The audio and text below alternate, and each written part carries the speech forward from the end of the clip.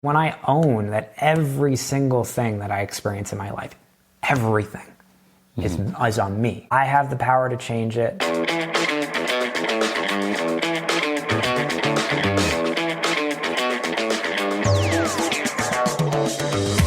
Hello there, it's me, Steve Mellor, and welcome in to Growth Ready, the podcast that allows high performers to reveal the reality behind what it means to ready yourself for growth, the personal and professional challenges along the growth journey, while also allowing the high-performance executive coach in me to satisfy his curiosity toward what drives optimal performance.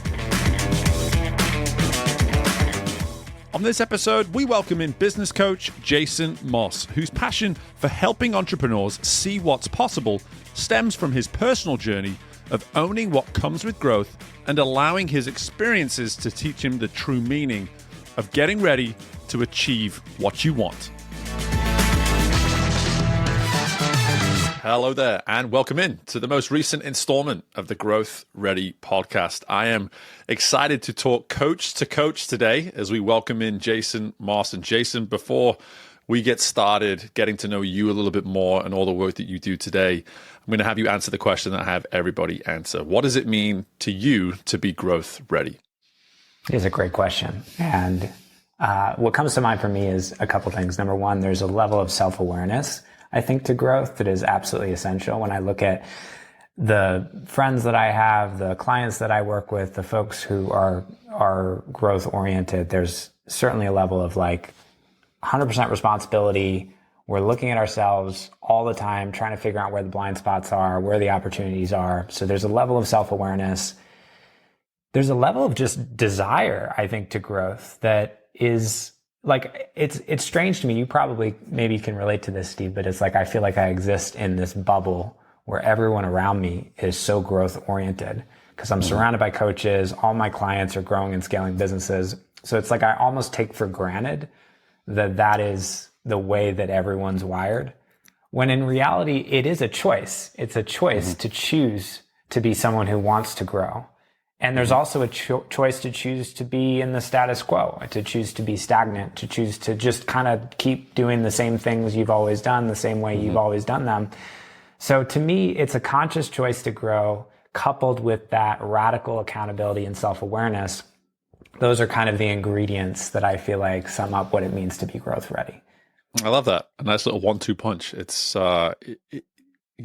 what immediately comes across from that response is twofold. One is that in both of those situations, you're willing to go a little bit deeper than just the answer you gave at the surface. So from a self-awareness standpoint, you went a little deeper and you acknowledged the self-responsibility that we also take. So it's one thing to be aware. It's another thing to kind of go deeper and add that little bit of responsibility to what it is we're becoming aware of. But secondly, the desire and actually emphasizing the fact that that's not just something that just we wake up with and have, that it is an actual conscious choice. And I want to start there before we go into the self-awareness piece.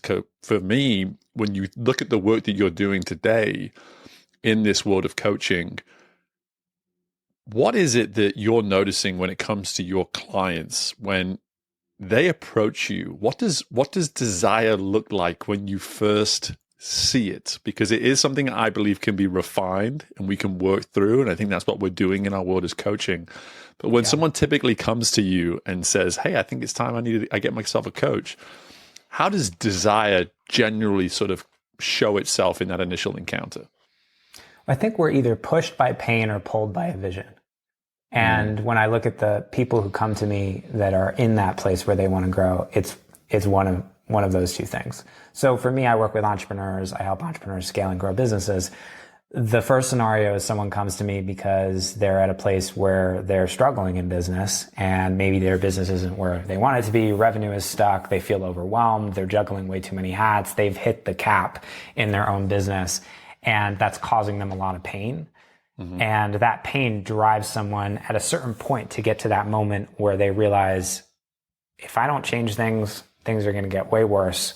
I'm going to have a life I really don't want to have, and I just don't want to experience all this pain anymore. So that's the first type of scenario. And when I look at my life and I think about, what have been the moments of growth, generally, more often than not, they're predicated by a lot of pain and me getting to a point where I get forced out of the status quo of my current way of operating and doing things because it's not working for me anymore. And the consequences of continuing to go down that road and the pain associated with those things is just too great. And then we reach that threshold moment where it's like, okay, we need to change. We feel forced to change by that pain.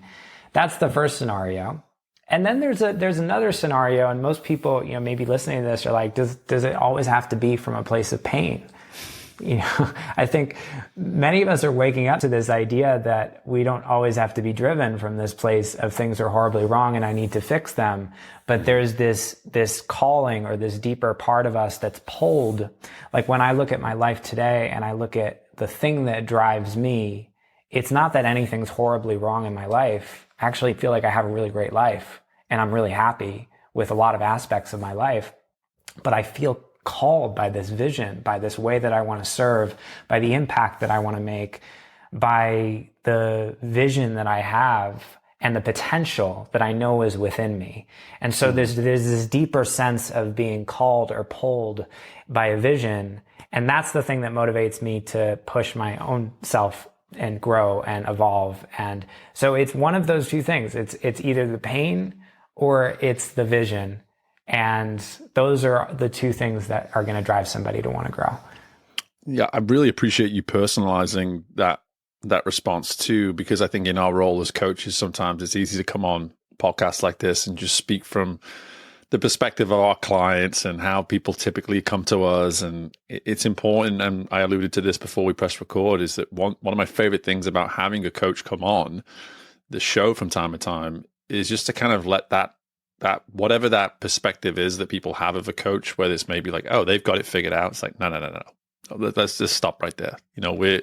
We are pushed and we are pulled the same way that anybody else is pushed and pulled. Do we have maybe some internal systems that allow us to navigate those things more effectively? Possibly, but it's really refreshing to hear you articulate this term desire from this sort of pre and post or sort of push and pull, because I think we can have both. You're kind of touching on it, that typically entrepreneurs will come to you and there's that push by pain.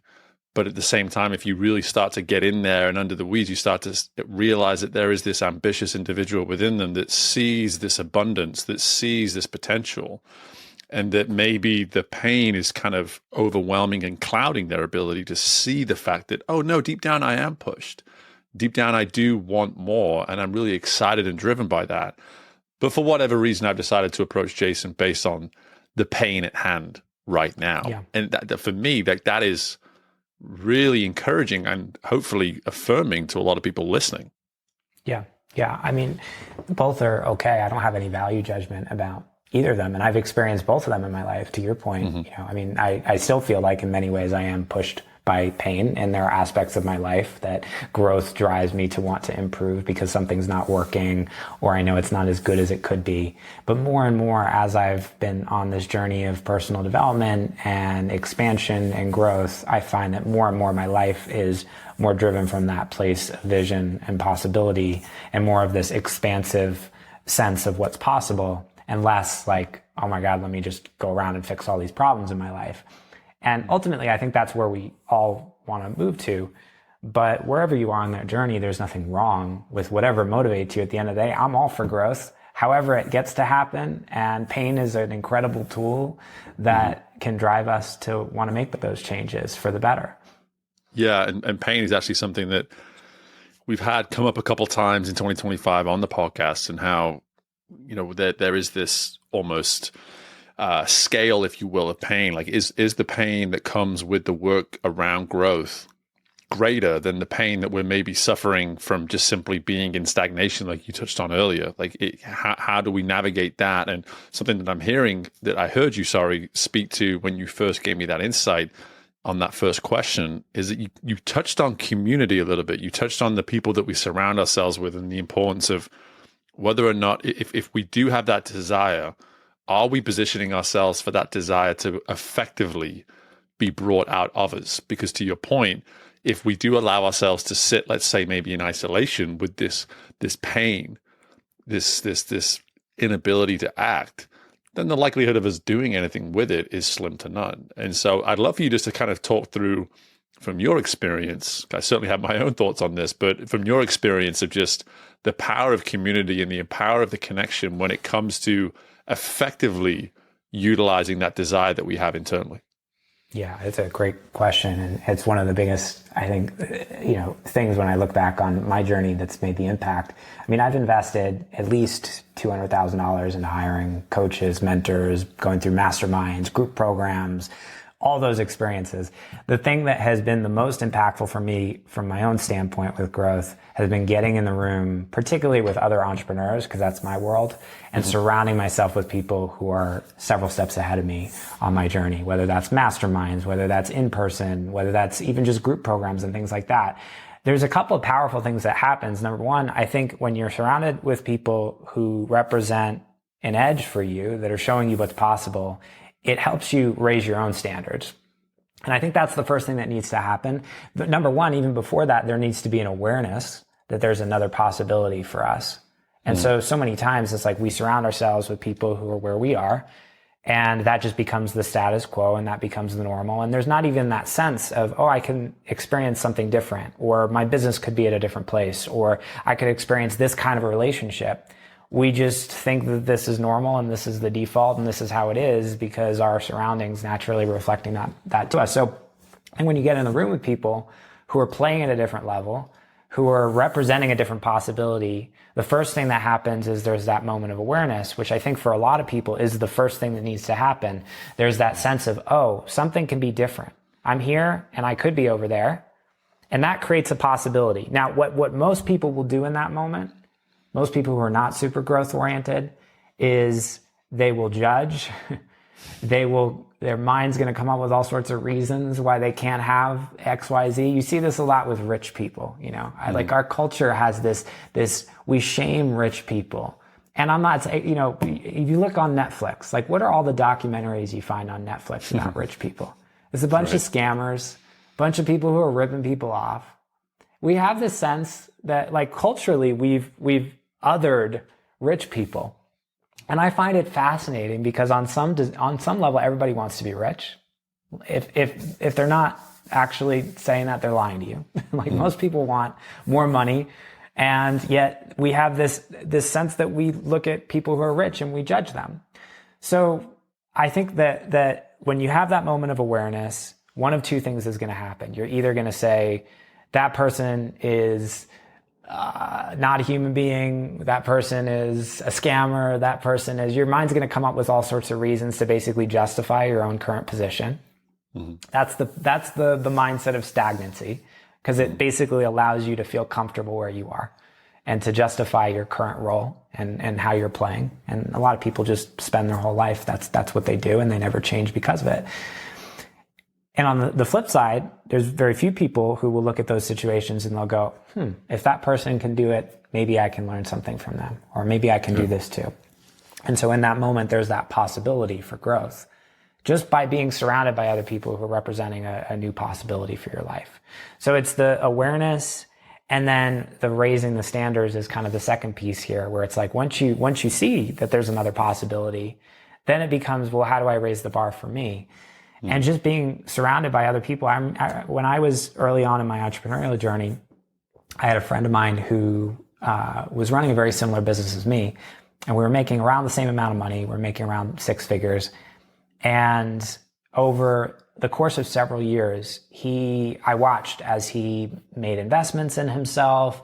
He hired mentors and coaches, and over about 2 or 3 years, he grew his business from six figures to, I think it was 2 or 3 million a year in sales. Now, I ended up working with him as a director of sales and leading his sales team. But what was amazing was just being surrounded by him and watching that journey and realizing that I was no different than him, that I could do it too.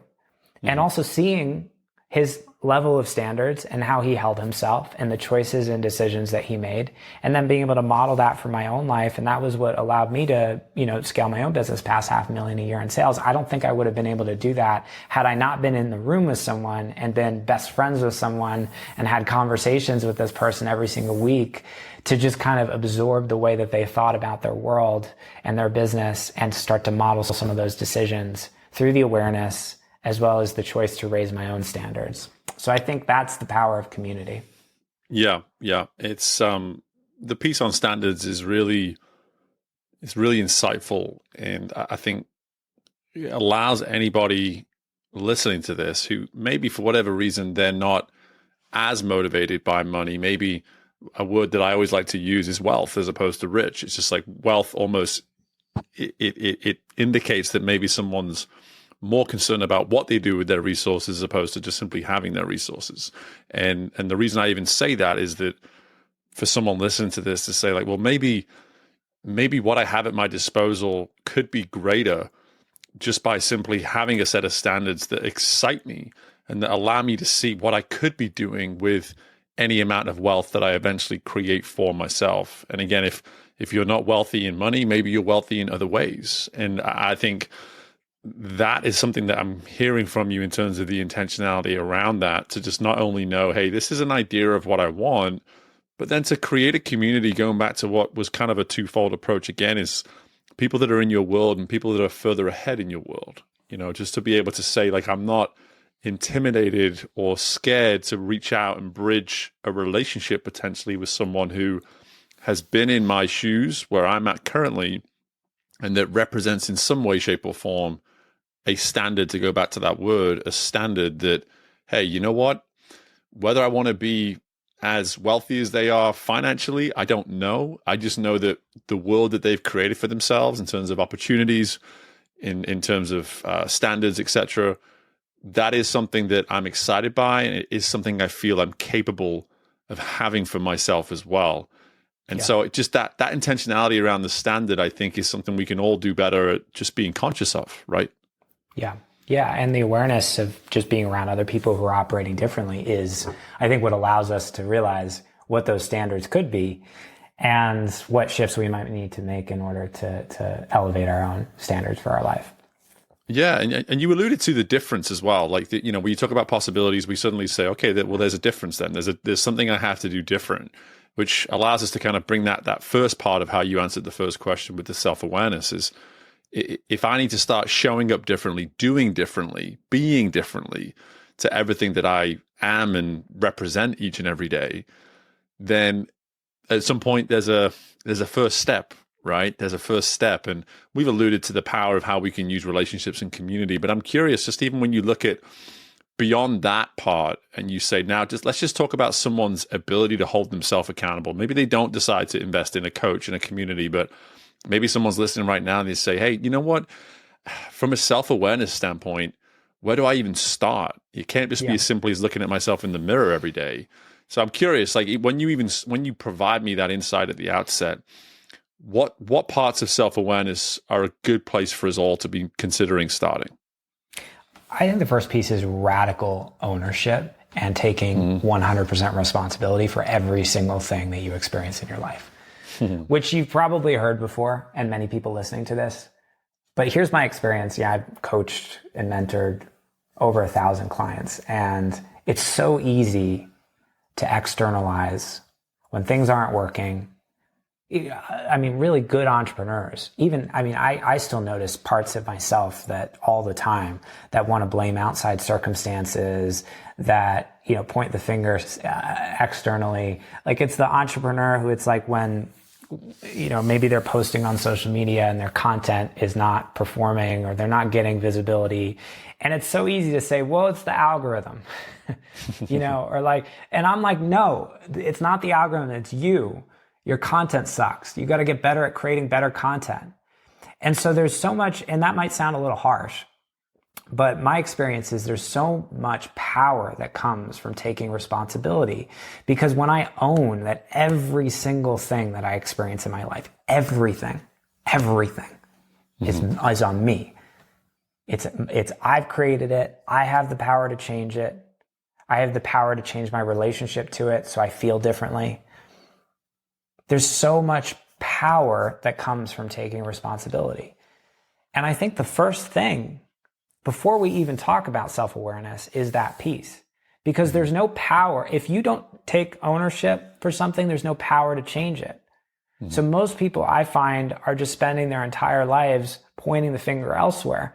And it's like, well, this is the reason why I feel the way that I feel. I'm like, no one makes you feel anyway. It's you. You're the one who makes you feel a certain way.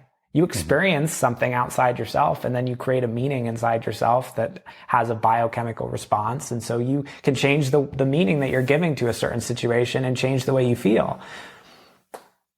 You control how much money you make. You control how happy your relationship is. You control how fulfilled you are in your life. And so I think it's a leap for most people to kind of take that step. But that's the first piece of this. And then from there, once we own that there's power that I have to change things, then it becomes so much easier to say, okay, well, what do I need to change and how do I look at this differently? And, we ask better questions, and that becomes the springboard for real change in your life. Yeah. And this is one of those situations where I always like to present almost like a scale analogy, just like to have this scale of zero ownership versus radical ownership on the other end of that scale. And because so much of what you're speaking to is, radical ownership in some ownership, as a trait is not necessarily an all or nothing thing. We can have part ownership, we can have more ownership, and eventually hopefully aspire to have radical ownership. And my point, if even phrasing it that way, is when I ask you that question around where do we start, radical ownership, I'm 100% in agreement with you. I think we should all aspire to have radical ownership. I look at my own journey in my own life in the last 15 years, and it started at a point where I was able to say, stop pointing outwards and start pointing inwards.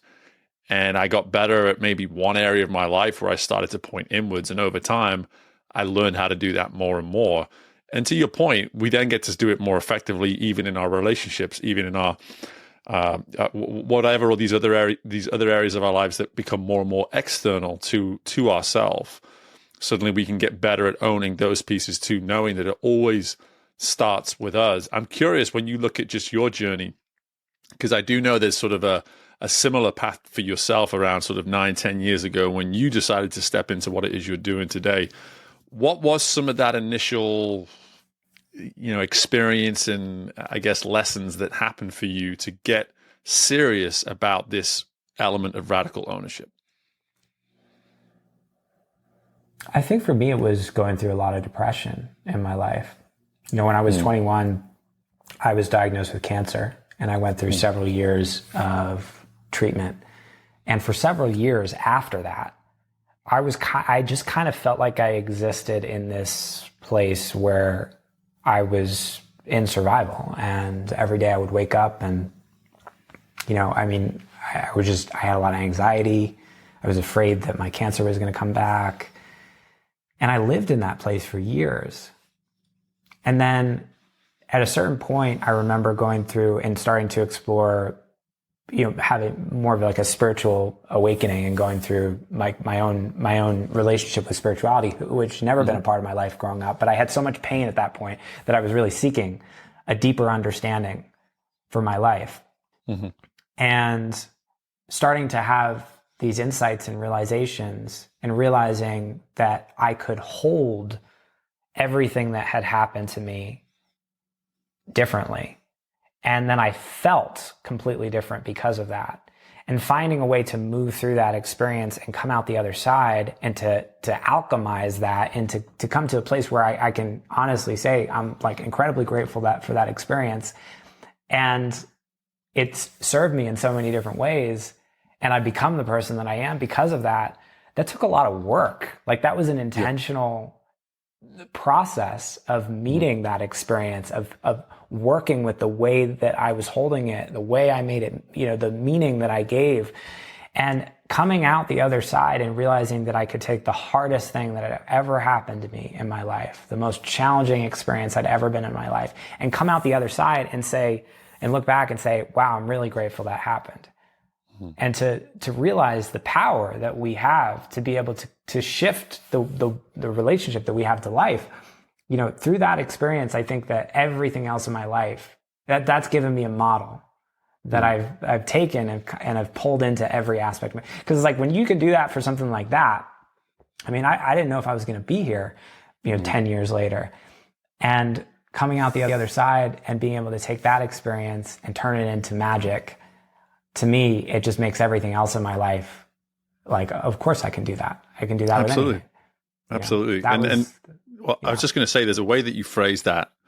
I could hold what happened.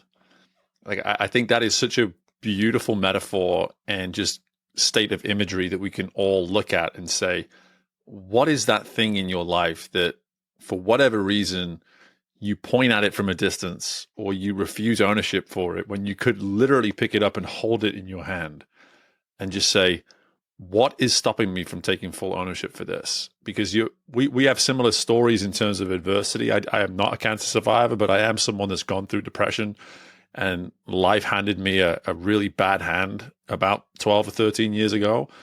And I came out of it.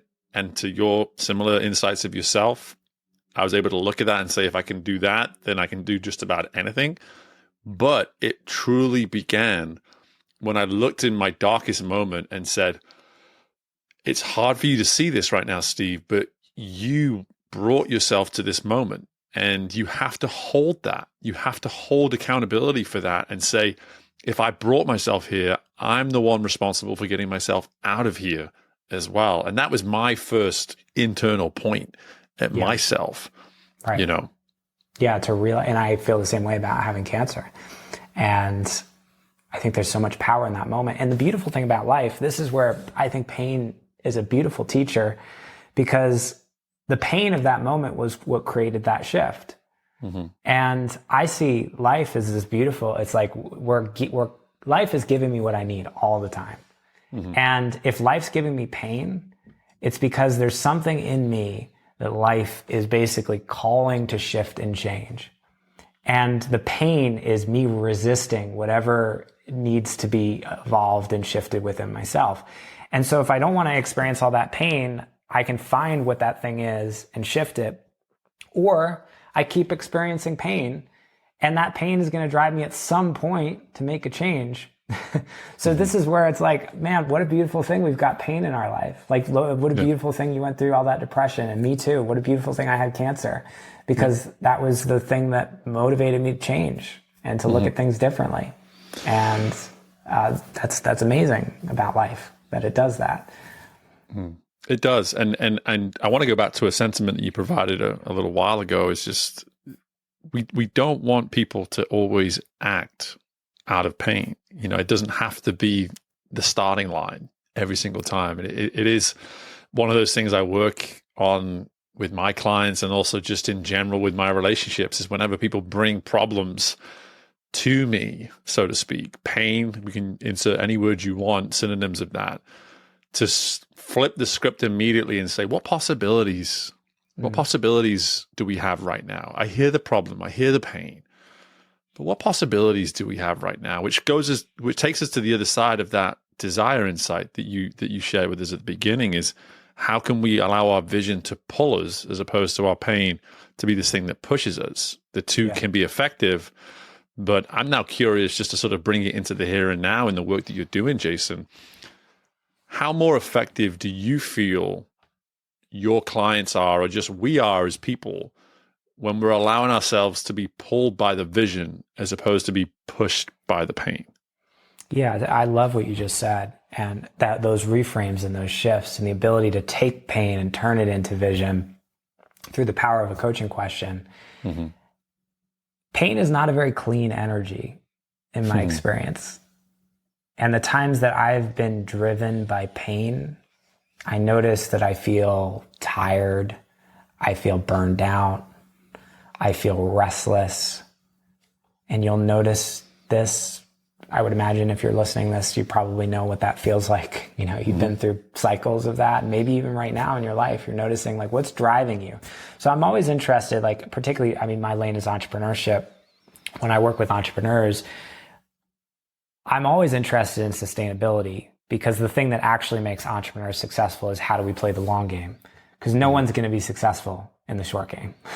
No. It's just like, you don't start a business and like make millions of dollars in like 6 months. It takes like years, years of committed effort towards something. And so I'm always interested in how do we create sustainability in the way that you're relating to the thing, which is, where is your motivation coming from? To your point, if you're being driven by pain, you're on the path to burnout. And that place of vision, that place of possibility, it's literally a higher level of consciousness. It's a much more sustainable fuel and source for us. And my experience when I'm operating from that place is I feel inspired, I feel energized, I feel alive, I feel literally inspired in the spirit. There's a deeper, almost spiritual aspect to more of that visionary type of energy. And that's the fuel that I think is much more sustainable. So yeah, it's a big thing, and it's something to pay attention to in the way that we work with ourselves. Yeah, clean energy. What a great way to kind of put that, is that, when we have pain, we don't necessarily have that clear energy. And it's just like, okay, well, if we can't be clear with our energy, which means we're probably acting in a place of resistance and we're being combative, yes. And then to use that insight there is like, okay, well, what does it look like? The question I almost want to put to everybody listening, and I'm probably even asking you, Jason, at the same time, is, what does it look like for us to clear up our energy? Like, how do we approach that each and every day? What are some of those practices when we wake up and we say, if I went to bed in a mindset of pain, in a mindset of aggravation, whatever it may be, likelihood is I'm bringing that energy into the next day. And so now I'm almost setting myself up to have no clear energy whatsoever towards what I'm going after today. So I'm curious, like, even in just your experience with these entrepreneurs, where I know stakes are high, ambitions are high, typically self-criticism and things like that are very easy traps for us to fall into. What are you doing to maybe help folks just have a better approach to their clear energy? Yeah, well, I love what you shared earlier, which is the power of coaching questions. Asking the right question, I think, is probably one of the best ways to shift. Just being able to say, what is this teaching me? Is a great example of a coaching question that shifts a problem into possibility. I ask myself that question all the time when I'm struggling with something. It's like, what am I learning here? How is this helping me grow? Who am I becoming through this? Those are examples of coaching questions that can shift the meaning that we create around a problem. Because if there's a sense that's like, okay, the problem's here, and then the meaning is what creates the resistance. The meaning is like the story I tell myself on top of the problem. So there's the problem. Okay, we wouldn't even call it a problem. Let's just say there's a set of circumstances, right? So here's what's happening. The client that, I thought was happy working with me now wants a refund. That's the objective thing that's happening. That's not bad. That's not good. Then we put a lens on top of it, which is how we see it, the meaning that we give to it, which is, number one, this is a problem. Number two, I am going to tell myself all sorts of stories on top of that problem, which is, oh my God, I'm afraid, what if we give this client a refund? I'm not going to be able to, meet expenses this month. And what is that going to mean? And we're going to, have to dip into savings, or maybe we're going to have to go in debt, and blah, blah, blah, blah, blah. And there's all this story on top of it. And then that creates the resistance and the stress and the relationship that we have with that neutral thing. So the ability to just tell a different story, which is like, what's good about this? What's good about this that I'm not seeing right now? This is a great example of another question. Well, actually, it's been really difficult working with this client. And maybe we just weren't aligned to begin with. And if I let them go, this is going to free me up. I'm going to feel so much less stress because it's been really stressful working with this person. And I'm going to find somebody else who I'm going to enjoy working with way more. What else is good about this? Well, I'm learning that I should probably be a little bit more selective in terms of how I qualify people in my sales conversations, because when I look at this relationship, I realize this is the accountability piece, that actually the reason why we've been having such a hard time and she's unhappy is because she probably wasn't a great client to begin with. And I knew that on the sales call, but I chose to sign up and work with her because I was afraid that if I didn't take the money, then my needs wouldn't be met. And so this is showing me my own opportunity for better qualifying and also for stepping more into abundance. So these are examples of, it's like you can tell yourself a different story, and then the resistance melts away, and there's more of this shift into possibility, into vision, into a lighter energy. So oftentimes what I'm working with clients is, what is the meaning that we're giving to this situation? Okay, I see that there's a neutral thing happening. We can look at this as like a set of circumstances. And then on top of that, can we tell a better story? And usually the thing that I'm using to help people do that is just asking different questions. Yeah. Yeah. And you'll notice that, folks listening to this, you'll notice that all those questions were encouraging. They were forward. They weren't taking you backwards. Like, you can assess to move. You can assess to intentionally act. Like, you don't have to just almost put yourself under this spotlight and get harsh and get aggressive and judge and push yourself into some sort of emotional response that isn't going to quite serve you. And something as simple as, what is this teaching me right now? You're acknowledging right there that there's a lesson to be obtained to better equip you moving forwards. It's right there in the question. So you're now nurturing your own development through a reflective question. Nothing about that's an attack. Nothing about that is in any way judgmental. And I think that is where we can all take a lesson from the coach's manual, so to speak, of just like, hey, when I'm in those moments, if I don't have a coach at my disposal, if I don't have a community right now that I trust and is filled with the kind of people that I know want what's best for me and can help me aspire, what are some of these really simple practices that I can work on? And I think actually seeing yourself respond to that question through something like a journal as well can be so effective, because that's kind of what I'm hearing here, is just like, how do we become our own teacher and our own student almost at the same time? Yeah, I want people to, when I work with people, my job is to make me obsolete. Exactly. I want to make it so that people don't need to stick around with me forever. So it's installing a way of thinking. It's a way of operating. And I think asking better questions is really what it comes down to. Most people ask disempowering questions. They ask, who's to blame, or why is this happening? These are examples of questions that just put us in loops. If you ask the why is this happening question, it's like, oh no, you're just going to get down a rabbit hole. It's going to make you feel terrible. Yeah. But what am I learning from this? What can I do differently next time? How is this a good thing? Like, these are better questions. And you ask better questions, you get better answers, you get a better state. That's really the foundation of growth. It's really all about the questions that we ask.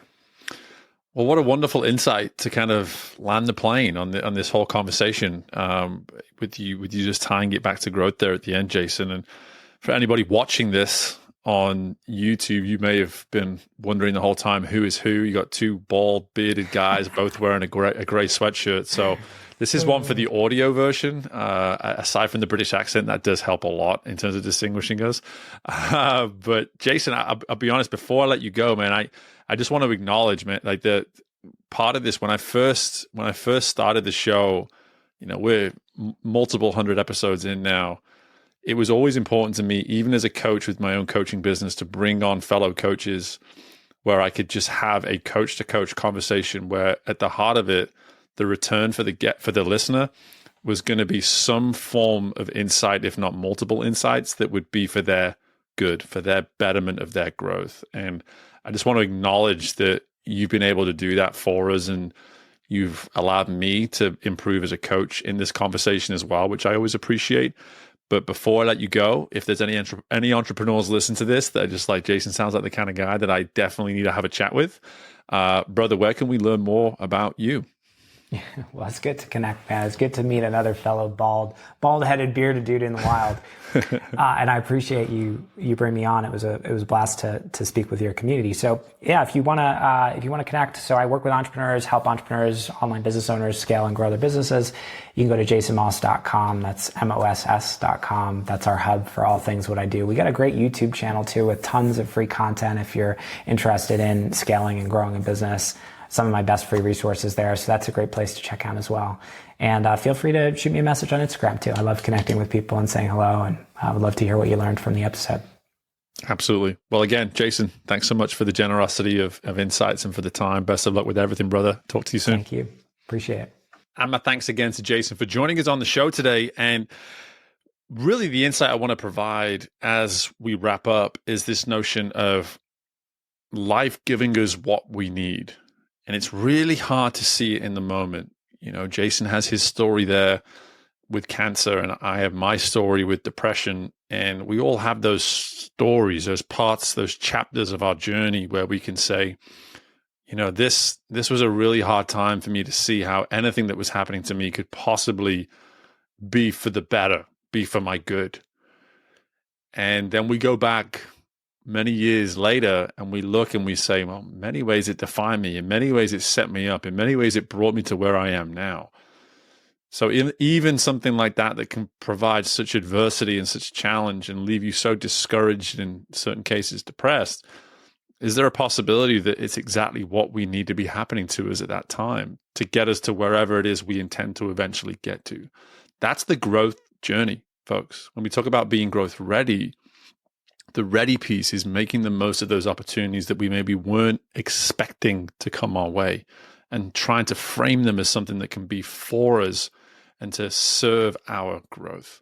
So I really appreciate an opportunity just to speak with a fellow coach who's working in similar situations to myself, of just folks that are trying to achieve big things and grow at scale and all this sort of stuff. And I think for anybody listening to this, you have that version of your life. You may not be an entrepreneur, you may not be an executive, you may not be an athlete or whatever it is, but you have your own journey. You have your own growth story that you're writing for yourself right now. And at the heart of that, you're playing the main character. And it's up to you to decide, can I find a way to see what is happening to me to be something that I need to be happening to me to get to where I want to go? Again, my thanks to Jason for joining us, and my thanks to you as always for taking the time to listen to the show. Any feedback is always welcome. I cannot emphasize that more. Make sure you're subscribing. Make sure you're sharing the show with folks within your respective communities, because I have no doubt anybody listening to this, you know one person who could benefit from Jason and mine's conversation. So don't hesitate. Send it through in a message and say, hey, thinking of you, thought of you, based on this podcast discussion I just heard, really think this would be 40 minutes worth your time. Send it right now. Don't hesitate. Leave a review for us. But most importantly, folks, best of luck with anything and everything you've got going on within your world. And I look forward to doing this again with you very soon. Bye for now.